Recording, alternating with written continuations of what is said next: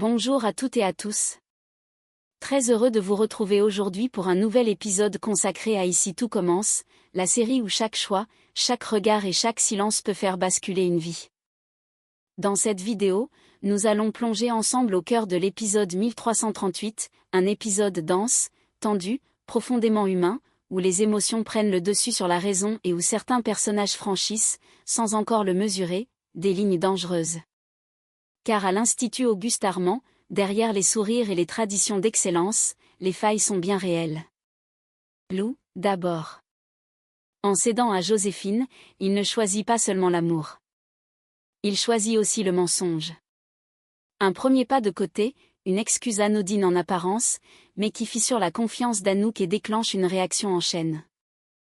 Joachim s'interroge. Clotilde s'inquiète. Et très vite, la question n'est plus de savoir si cette relation est belle mais si elle est réellement saine. Car Joséphine revient de loin, et ce qui ressemble aujourd'hui à un bonheur fragile pourrait demain devenir un vertige incontrôlable.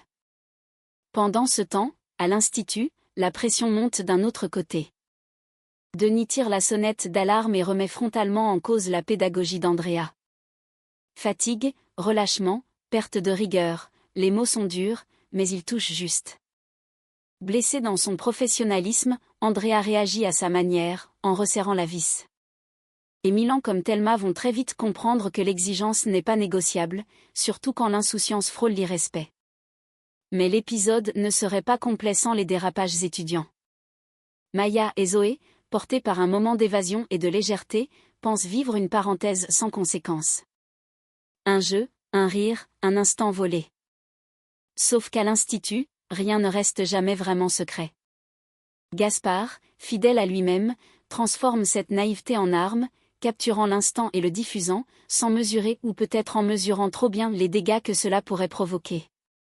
Amour, mensonge, pression professionnelle, humiliation potentielle. L'épisode 1338 d'Ici tout commence marque un véritable tournant. Les masques tombent, les tensions s'installent, et chacun se retrouve face à ses responsabilités.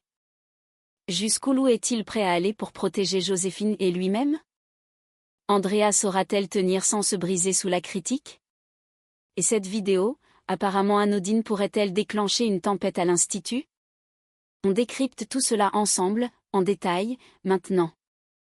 Lou plante Anouk pour Joséphine, le début d'une relation à risque.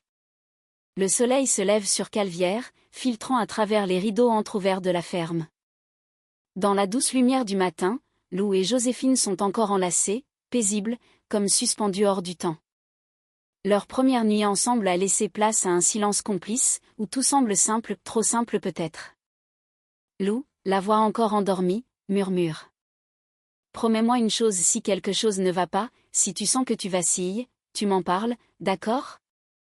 Joséphine relève la tête, son regard s'adoucit. T'inquiète pas. Je ne risque pas de replonger. Elle sourit malicieusement avant d'ajouter. C'est toi, ma drogue maintenant. Lou esquisse un sourire, à la fois attendri et inquiet. Il la serre un peu plus fort, conscient qu'il marche sur un fil. Quelques heures plus tard, la réalité les rattrape. Joséphine s'étire en buvant son café et lance, faussement innocente. Tu devais pas bosser aujourd'hui? Lou grimace. Si. J'avais promis à Anouk de l'aider à la ferme. Un silence. Joséphine pose sa tasse, puis, avec ce ton à la fois doux et calculé, glisse. Tu pourrais lui dire que t'es malade. Juste aujourd'hui. Tu veux que je lui mente? On pourrait aller au marché de Noël. Ce serait notre première vraie date. Elle le regarde, ses yeux brillants d'excitation. Lou hésite, pris entre la raison et l'envie de prolonger cette parenthèse. Jo, c'est pas cool pour elle. Anouk comprendra. Et puis, je te parle pas d'un mensonge, juste d'un petit détour vers le bonheur. Il soupire, vaincu. Bon, d'accord. Joséphine sourit, triomphante. Elle attrape son téléphone pendant qu'il envoie un message. Salut Anouk, désolée, je me sens pas bien aujourd'hui. Je reste au lit. Puis elle l'embrasse, les mains dans ses cheveux. Voilà. Maintenant, t'as plus qu'à profiter. Pendant ce temps, Anouk, déjà sur place à la ferme, lit le message en fronçant les sourcils. Elle pose son téléphone, déçue, sans se douter que Lou est loin d'être malade. Et que, quelque part au milieu des guirlandes et des odeurs de vin chaud, il commence une histoire aussi belle que dangereuse. Car Joséphine, malgré son sourire, reste fragile. Et Lou, lui, ne voit pas encore qu'il vient peut-être de s'embarquer dans une relation aussi enivrante qu'imprévisible. Tension entre Denis et Andrea, la pédagogie en question. Le lendemain matin à l'institut, l'ambiance est beaucoup moins festive.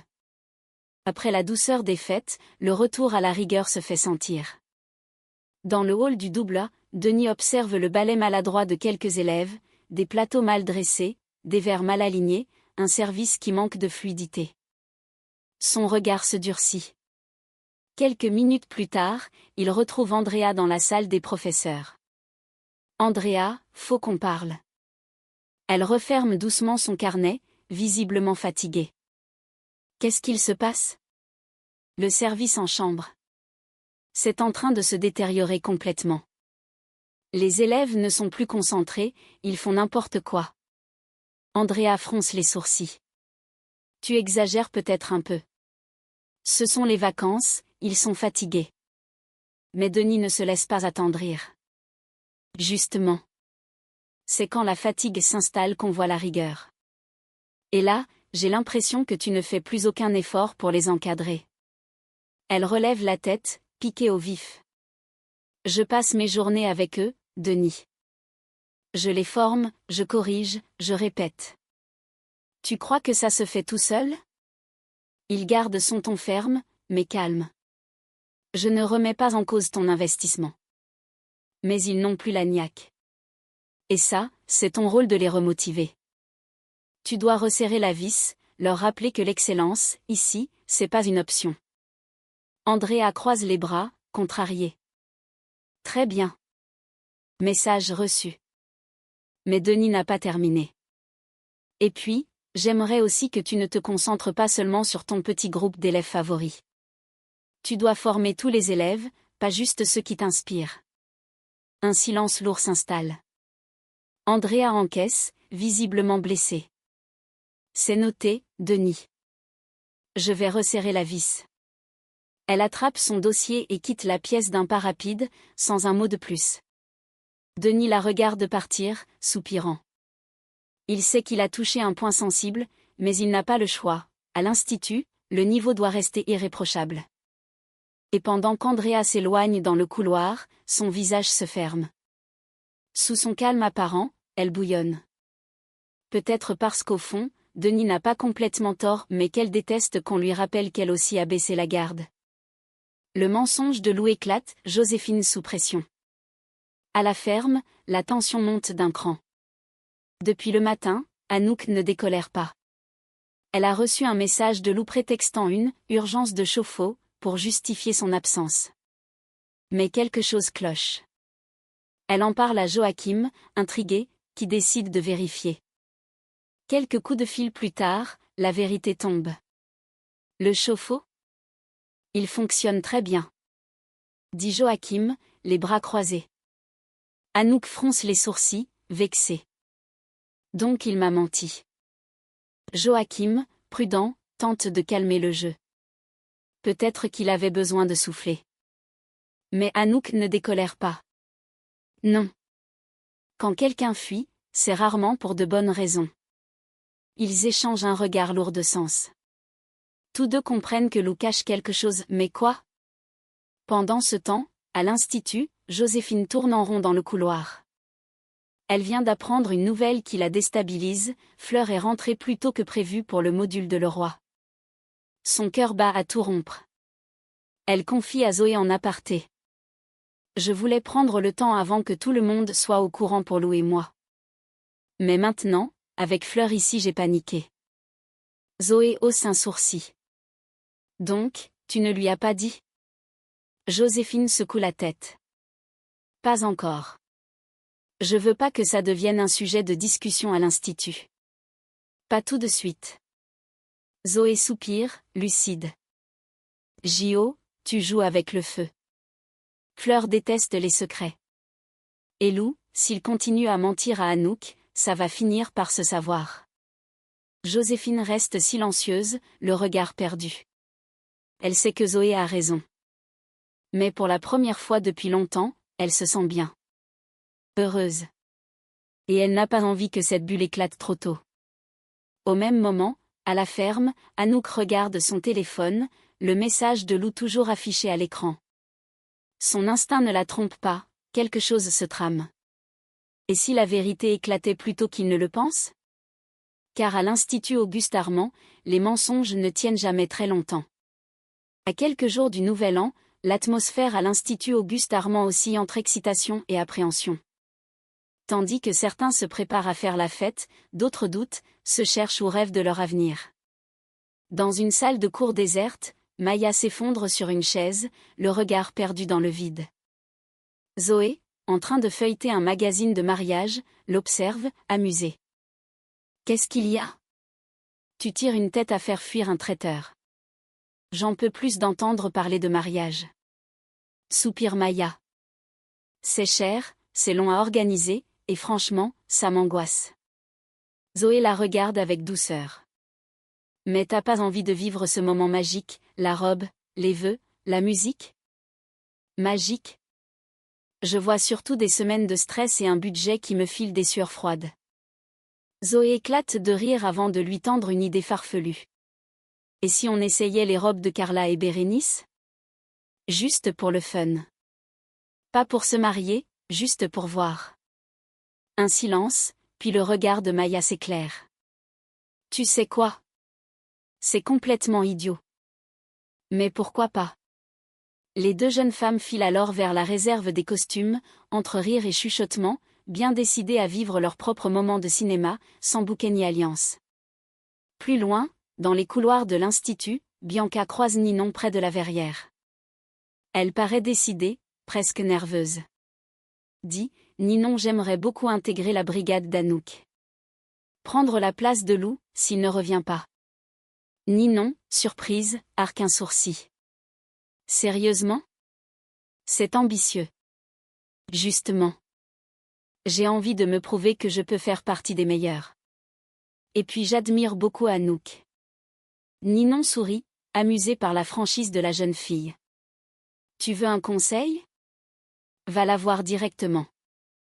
Anouk aime les gens qui osent. En soirée, à la coloc, Ninon retrouve Gary, les bras chargés de snacks et de boissons. Prête pour notre réveillon ? Carrément. Soirée jeu de société, ambiance tranquille, pas de drame, pas d'excès. Gary rit. Oui, jusqu'à ce que quelqu'un triche au Uno. Pendant ce temps, Bianca, son téléphone à la main, envoie un message. Finalement, je passe la soirée sur la péniche. Apparemment, tout l'Institut y sera. Son regard se perd un instant. Elle pense à Ninon, à Gary, à la fête qu'elle laisse derrière. Mais au fond d'elle, elle sent que ce réveillon pourrait marquer un tournant autant pour sa place à l'Institut que pour son cœur. Lou avoue tout à Clotilde et Joachim, l'inquiétude grandit autour de Joséphine. Le calme apparent de la ferme vole en éclats quand Clotilde et Joachim convoquent Lou dans le bureau. L'ambiance est tendue, presque glaciale. Clotilde ferme la porte derrière elle, bras croisés, le regard perçant. Joachim, lui, essaie de garder son calme, mais on sent que la déception pointe derrière sa voix. Lou, on doit parler. Lance Clotilde d'un ton ferme. Anouk est venue nous voir ce matin, complètement perdue. Tu lui as menti sur une soi-disant panne de chauffe-eau. Tu veux nous expliquer ce qui t'a pris ? Lou détourne le regard, mal à l'aise. J'avais besoin de souffler un peu, voilà tout. Clotilde hausse les sourcils. De souffler ? En fuyant ton équipe ? Tu sais très bien que ça crée des tensions à la ferme. Joachim et Anouk se tuent à maintenir l'équilibre. Joachim intervient, plus mesuré. Lou, on te connaît. Si t'as menti, c'est qu'il y a autre chose. Alors sois franc. Un silence pesant s'installe. Lou finit par soupirer, conscient qu'il ne peut plus reculer. D'accord. Je ne suis pas partie pour moi, j'étais avec Joséphine. Clotilde et Joachim échangent un regard stupéfait. Joséphine? Répète Clotilde, la voix plus sèche. Oui. On est ensemble depuis peu. La chef inspire profondément, tentant de garder son sang-froid. Tu réalises ce que tu fais? Joséphine revient de loin, Lou. Elle a des antécédents lourds, des rechutes. Elle se bat encore contre ses démons.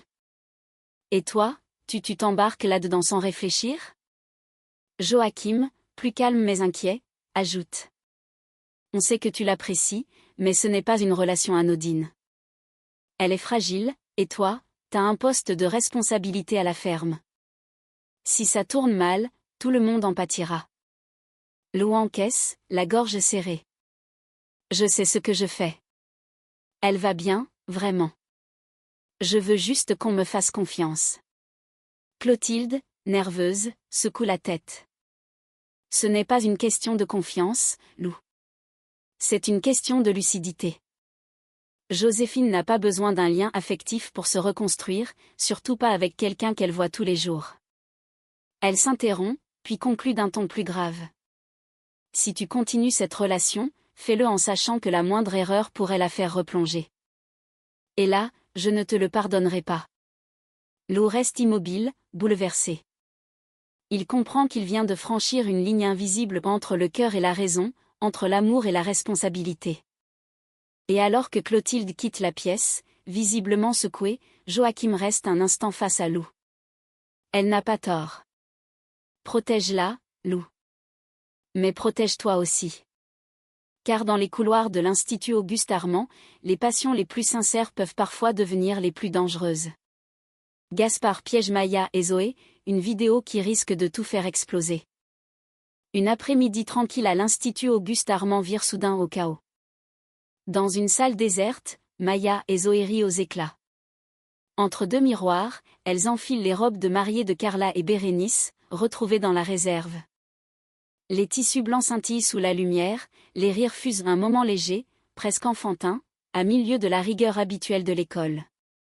Mais à l'extérieur, un regard indiscret les observe à travers la fenêtre, Gaspard. Amusé, il attrape son téléphone. Sérieusement? Elles essaient les robes? Murmure-t-il avec un sourire en coin. Il enclenche la caméra, filme discrètement la scène puis un grincement retentit. Une alarme incendie se déclenche brusquement dans le couloir. Des élèves accourent, paniqués. Zoé lâche un cri, Maya trébuche sur le tulle. C'est quoi ce délire? J'en sais rien, on n'a rien touché. Quelques instants plus tard, Gaspard coupe l'alarme depuis le boîtier mural, un air faussement concerné. Ouf, fausse alerte. C'est bon, j'ai géré. Dit-il à un élève qui passe. En réalité, il en profite pour envoyer la vidéo à Carla et Bérénice, accompagnée d'un message moqueur. Regardez ce que vos robes sont devenues. Quelques minutes plus tard, Zoé et Maya débarquent dans le hall, rouges de honte. Gaspard, feignant la compassion, les interpelle. Franchement, c'était mignon, vous faisiez un peu pitié, mais c'était mignon. Maya, vexée. Tu te crois drôle, toi? Supprime cette vidéo tout de suite. T'inquiète, je vais la supprimer.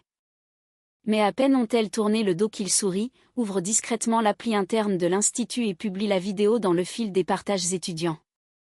Quelques heures plus tard, dans la salle commune, Solal consulte l'appli depuis sa tablette. Une vidéo? Il clique, mais la connexion rame. L'écran se fige sur une image floue. On voit rien du tout, encore un bug. Lou lève les yeux de son assiette. Qu'est-ce que tu regardes? Une connerie de Gaspard, apparemment. Il fait marcher Maya encore. Il hausse les épaules sans comprendre que, cette fois, ce n'est pas une simple plaisanterie. Car à l'Institut, les images circulent vite et les humiliations aussi. Dans les couloirs, déjà, des rires étouffés résonnent.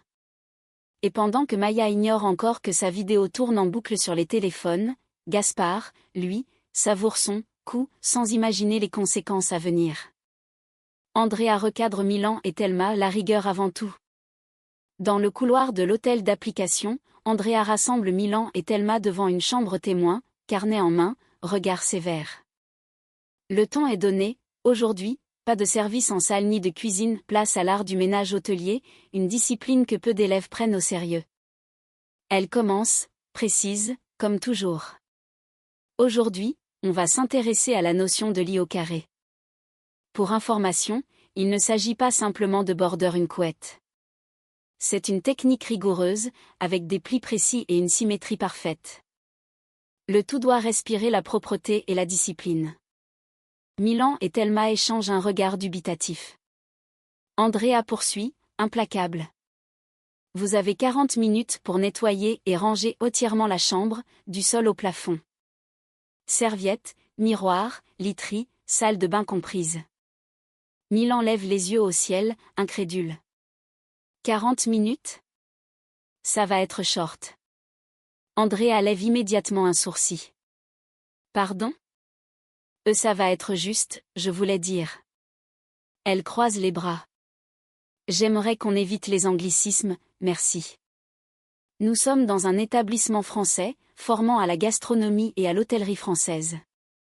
Ce n'est pas un training camp, mais un lieu d'excellence.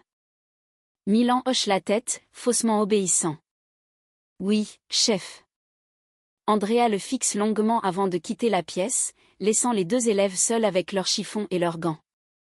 À peine la porte refermée, Milan souffle. Faut qu'elle se détende, la vieille. Sérieux, c'est pas l'armée. Thelma étouffe un rire. Fais gaffe, elle a des oreilles partout. Je te jure, si elle me reprend encore une fois sur un mot, je lui colle un dictionnaire dans les bras.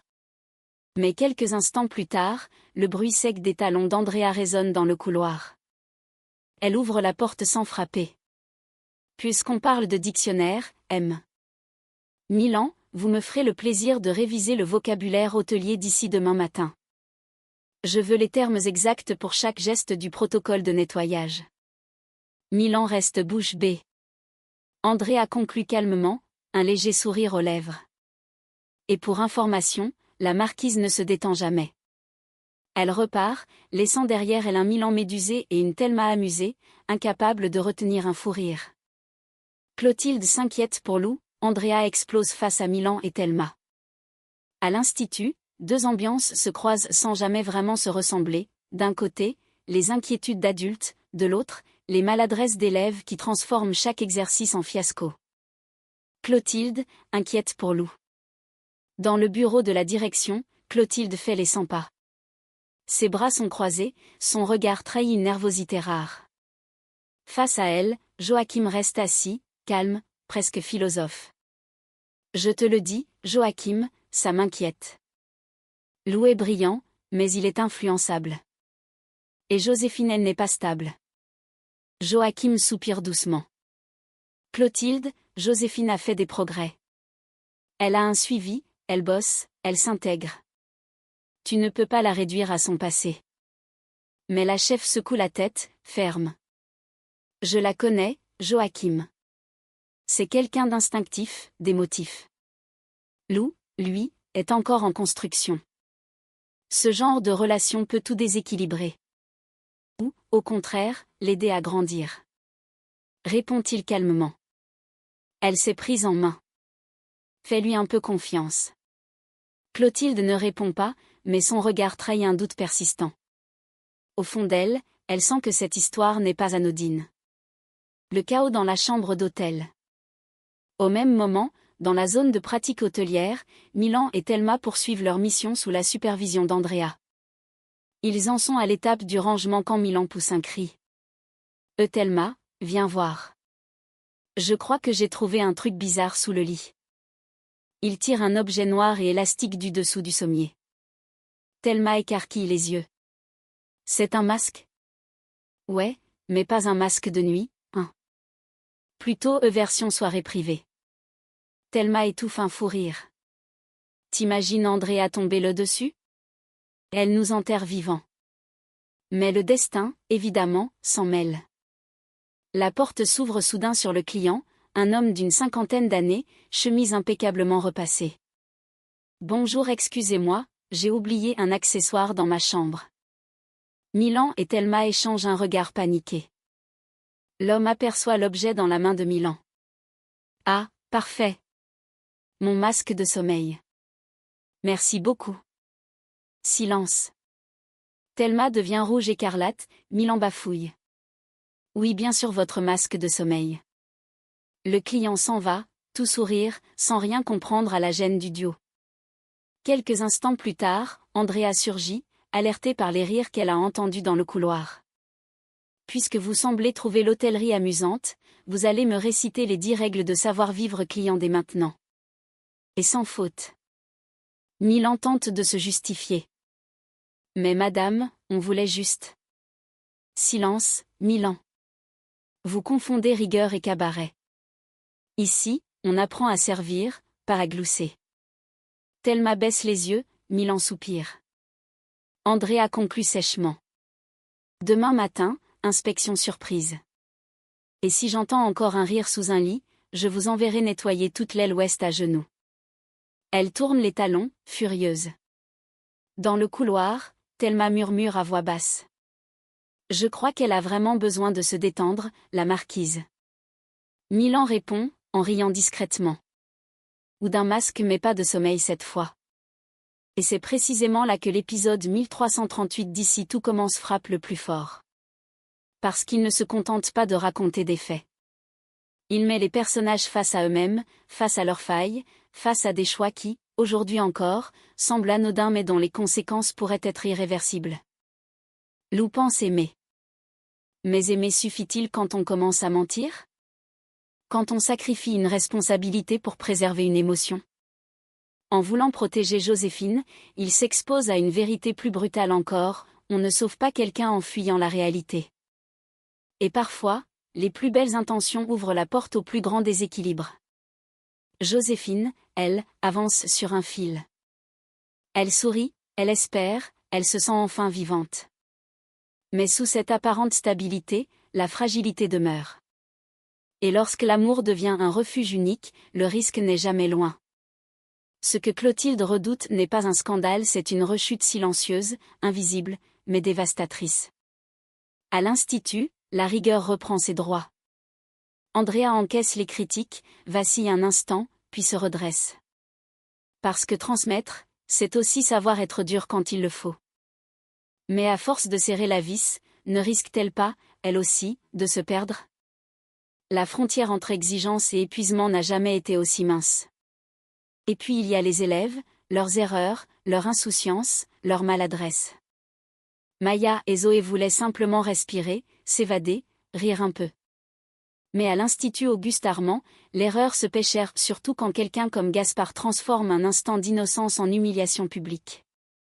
Une vidéo, un clic, et tout peut basculer. Cet épisode nous rappelle une chose essentielle. À Ici tout commence, rien n'est jamais figé. Les relations se construisent, se fissurent, se fragilisent. Les choix d'aujourd'hui façonnent les drames de demain. Alors la question n'est plus seulement de savoir ce qui va se passer. Mais qui va payer le prix de ces décisions. Car à l'Institut, les secrets ne restent jamais longtemps cachés. Et lorsque la vérité éclate, elle ne fait jamais de dégâts à moitié. On se retrouve très vite pour la suite.